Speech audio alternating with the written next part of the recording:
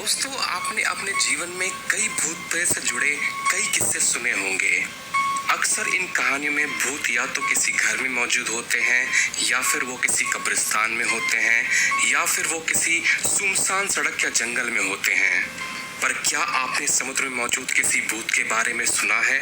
जी हाँ दोस्तों, समुद्र में मौजूद भूत। ऐसे तो समुद्र में मौजूद भूत के कई किस्से मौजूद हैं, पर उनमें से एक अनोखा और मशहूर किस्सा है एक भूतिया जहाज का, जो सैकड़ों सालों से समुद्र में भटक रहा है। दोस्तों, आप देख रहे हैं स्मार्ट टेक्नोबिज। मेरा नाम है राजीव रंजन कुमार। तो दोस्तों, आइए जानते हैं इस अनोखी कहानी के बारे में। सैकड़ों सालों से समुद्र की यात्रा करने वाले नाविक समुद्र में सफर कर रहे एक भूतिया जहाज की कहानी सुनाते आ रहे हैं, जिसे फ्लाइंग डचमैन के नाम से जाना जाता है।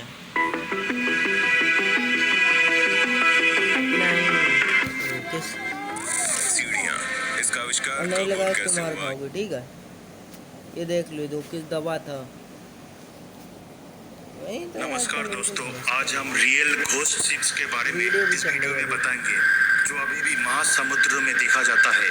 दोस्तों, उम्मीद करते हैं इस चैनल को सब्सक्राइब और इस वीडियो को लाइक और शेयर करेंगे। तो चलिए शुरू करते हैं।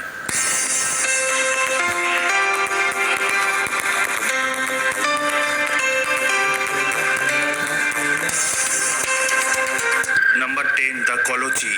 दक्षिणी चिली के कलोटा पौराणिक कथाओं और सबसे प्रसिद्ध किंवदंतियों में से एक। द कोलोची को एक घोस्ट शिप का वर्णन करता है, जो कि स्थानीय लीजेंड के अनुसार चिलोए द्वीप के निकट हर रात दिखाई देता है। जहाज एक तरह से जागरूक है। यह उन सभी लोगों की आत्मा है जो समुद्र में डूबे हुए हैं। जब कोलोची देखा जाता है तो वो सुंदर और उज्जवल हो जाता है और हमेशा पार्टी संगीत की आवाज़ों के साथ होता है, और कुछ क्षणों के लिए दिखने के बाद लोग हंसते हैं और गायब हो जाते हैं। Number 9, the SS Valencia. SS Valencia एक स्टीमर जहाज था जो 1906 में वैंकूवर, ब्रिटिश कोलंबिया के तट से उतर गया था।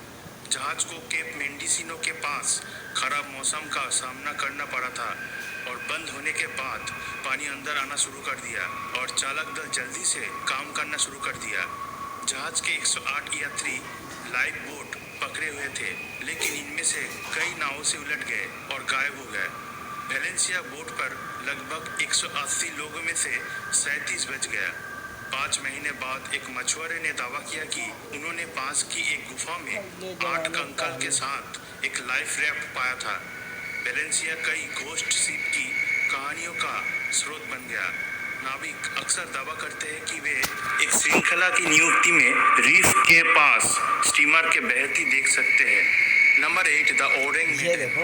ओरेंग मेडन की कहानी 1947 में शुरू होता है, जब 2 अमेरिकी जहाज को मलेशिया के समुद्र तट से स्ट्रेट ऑफ मलक्का पर नेविगेट करते हुए एक डिस्ट्रेस कॉल का सामना करना पड़ा था। कॉलर ने खुद को ओरेंग मेडन के चालक दल के एक डच वेसल के सदस्य के रूप में पहचान दिया था, और दावा किया कि जहाज के कप्तान और चालक दल सभी मर चुके हैं। मैसेज को पीछे छोड़ने और मैं मर गया शब्दों को साथ समाप्त होने से पहले गड़बड़ी और विचित्र हो गया। जहाज जल्दी से मदद करने के लिए निकल गए। जब वे पहुंचे तो उन्होंने ओरेंग मेडन अनडैमेज पाया, लेकिन पूरे चालक दल सहित जहाज का कुत्ता भी मर गया था। उनके शरीर और चेहरे भयग्रस्त और अभिव्यक्तियों में बंद हो गए थे, और बहुत से उन चीजों की ओर इशारा करते थे जो पहले नहीं थे। बचाव दल आगे की जांच से पहले जहाज को रहस्यमय ढंग से आग में पकड़ा गया और उन्हें जल्दी से खाली करना पड़ा। उसके बाद विस्फोट हो गया और फिर जहाज डूब गया। जबकि ओरेंग मेडन की कहानी संपूर्ण सच्चाई अभी भी व्यापक रूप से बहस कर रही है। वहाँ कई सिद्धांतों के बारे में प्रस्तावित किया गया है कि क्या चालक दल की मौत का सबसे लोकप्रिय कारण हो सकता है ये जहाज अवैध रूप से नाइट्रोग्लिसरीन या किसी प्रकार के अवैध नर्व एजेंट को ले जा रहा था, जो कि ठीक से सुरक्षित नहीं था और हवा में निकल गए थे।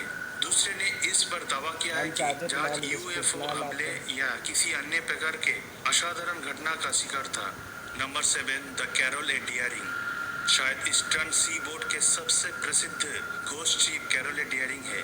1921 में केप हेटर्स, नॉर्थ कैरोलिना के पास एक जहाज ने दक्षिण अमेरिका में कोयला देने के लिए एक वाणिज्यिक यात्रा से वापसी की थी। ये कुख्यात हीरा सेलल में जहाज के अवशेषों को पैदा करने के लिए ये क्षेत्र प्रसिद्ध था। किसी भी सहायता तक पहुंचने में कई दिन पहले ही बंद बैठे थे। जब कोस्ट गार्ड पहुंचे तो पता चला कि जहाज पूरी तरह से छोड़ दिया गया था। नेविगेशन इक्विपमेंट, लॉगबुक और 2 लाइफ बोट गायब हो गए थे, लेकिन अन्यथा किसी भी तरह के गलत खेल के कई संकेत नहीं थे। अमेरिकी सरकार ने एक बड़े पैमाने पर जांच की, जिसके बाद पता चला कि उसके आसपास रहस्यमयी परिस्थितियों में कई अन्य जहाज गायब हो गए थे। कानपुर में कौन सी जगह बिठूर में भूत है? हम लगाएंगे नहीं। कई सिद्धांतों को सबसे लोकप्रिय बनाया गया कि जहाज समुद्री डाकू या राम धावक के शिकार हो गए तो हम लगाएंगे। दूसरे का सुझाव है कि विद्रोह का कारण हो सकता है, क्योंकि कैरोले डेयरिंग का पहला साथी अपने कप्तान के प्रति कुछ दुश्मनी सहन करने के लिए जाना जाता था, लेकिन कई निश्चित सबूत भी नहीं था। Number 6 the SS Baychimo. एक रियल लाइफ घोस्ट शिप के सबसे आश्चर्यजनक मामलों में से बेइचिमो को एक कार्गो स्टीमर के बारे में चिन्हित करता है, जो लगभग 40 वर्षों के लिए अलास्का के पास समुद्र के बहाव में छोड़ दिया गया था। जहाज हडसन बे कंपनी के स्वामित्व में था और इसे 1920 के दशक के शुरू में लॉन्च किया गया था और उत्तरी कनाडा में एस्किमो के साथ प्लेट और फ्रूट का व्यापार करने के लिए इस्तेमाल किया गया था। लेकिन 1931 में बेइचिमो अलास्का के पास पैक आइस में फंस गया और कई बार इसे तोड़ने का प्रयास किया गया। इसके चालक दल को क्षेत्र से सुरक्षा के लिए भेजा गया। भारी बर्फीला तूफान के बाद जहाज को बर्फ से फ्री करने में कामयाब रहा, लेकिन यह बुरी तरह से क्षतिग्रस्त हो गया था और हडसन बे कंपनी ने उसे छोड़ दिया।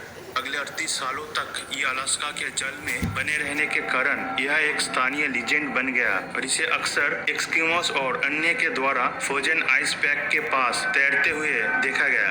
जहाजों को कई बार चराया जाता था, लेकिन मौसम की स्थिति ने इसे लगभग असंभव बना दिया था। बेइचिमो को 1969 में आखिरी बार देखा गया था, फिर से अलास्का के बर्फ में जमी हुई थी, लेकिन बाद में ये गायब हो गया था।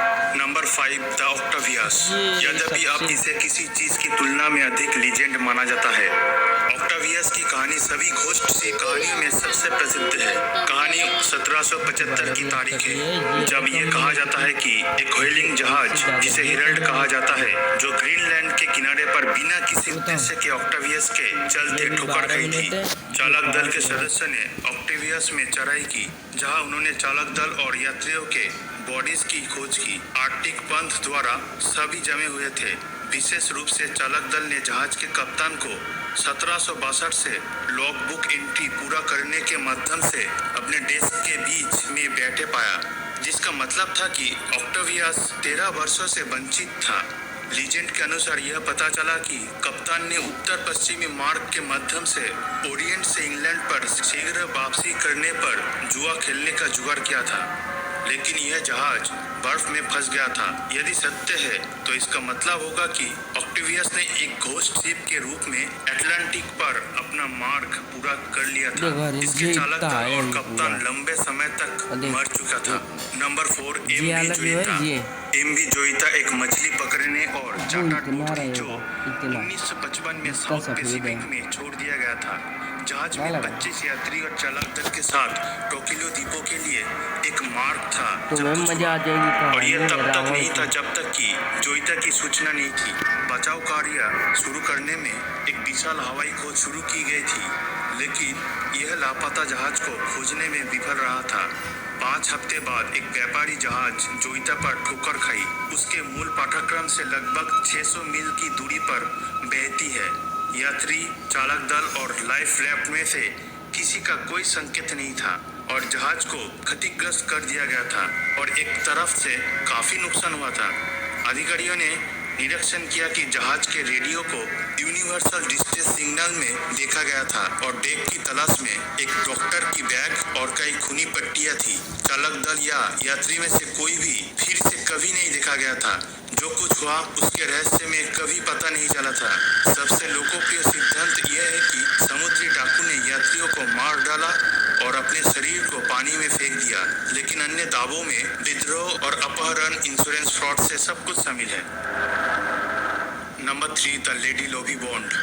लेडी लॉबी बॉन्ड नामक एक घोष शिप की एक महान कहानी है जो केंट, इंग्लैंड के पास हर 50 साल में प्रतीत होता है, जो खतरनाक गॉडविन सैंड से जुड़ी मेरीन ट्रेजेडीज में से एक था। लेडी लॉबी बॉन्ड की लीजेंड सबसे घोषित जहाज़ों में से एक था जो रोमांस, ईर्ष्या और प्रतिशोध से भरी हुई थी। इसके अलावा एक पुरानी नाविकों का अंधविश्वास भी शामिल है कि क्रूज के दौरान एक महिला को लाने के लिए ये दुर्भाग्य था। Ghosh ship lady lobby bond पहली बार 1798 में देखी गई थी।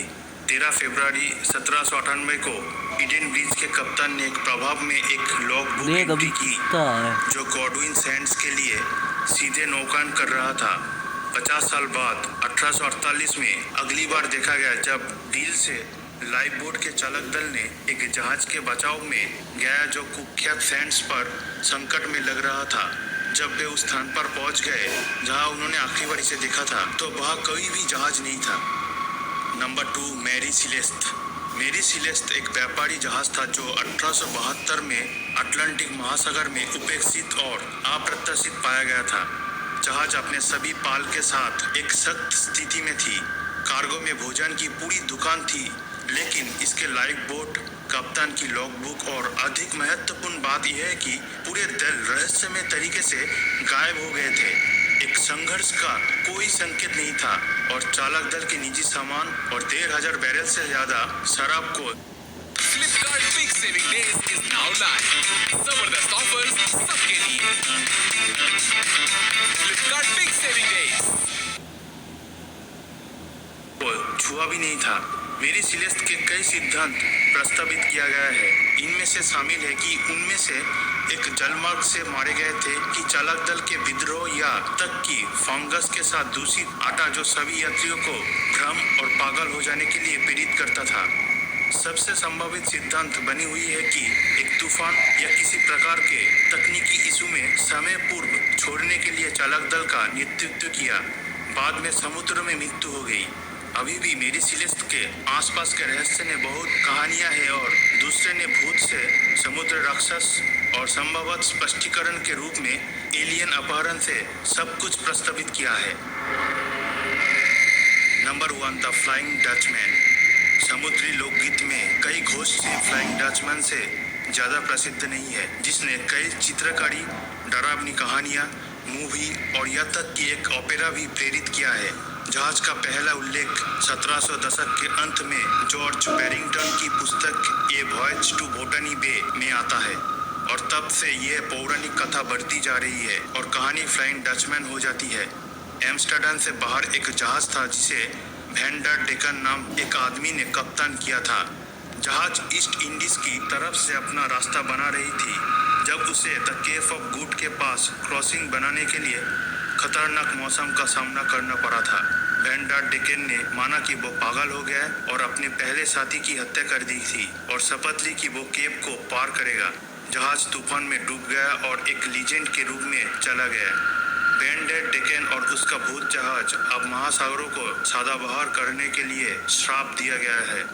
आज तक फ्लाइंग डचमैन सभी घोस्ट शिप में से एक है और गहरे समुद्र मछुआरों के लोगों को प्रिंस ऑफ वेल्स के लिए जारी किया गया है। सभी ने यह दावा किया है कि यह महासागरों में अपनी कभी ना खत्म होने वाली यात्रा कर रहे हैं।